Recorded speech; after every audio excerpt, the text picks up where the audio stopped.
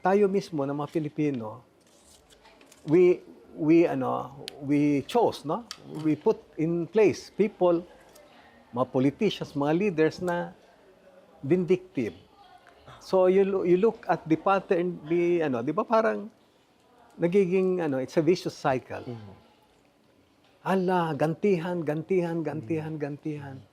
Nakakalungkot lang kasi syempre, lagay sa akin na sabi ko nga, I was twice jailed, no? Twice jailed. I experienced being brought to the morgue. I was clinically dead, fighting for what I believed was right, fighting against corruption. Pero hanggang ngayon, corruption pa rin ang issue. Nakakalungkot lang kasi tumanda na ako, maabot na tayo ngayon sa edad natin na to, corruption pa rin ang issue. An issue really na dapat nag-unite na naman tayo.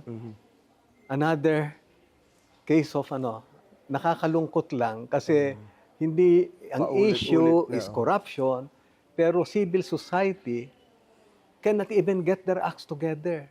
Merong nagsasabi, ibalik si President Duterte. Merong I attended so many rallies. Iba-iba yung issue nila.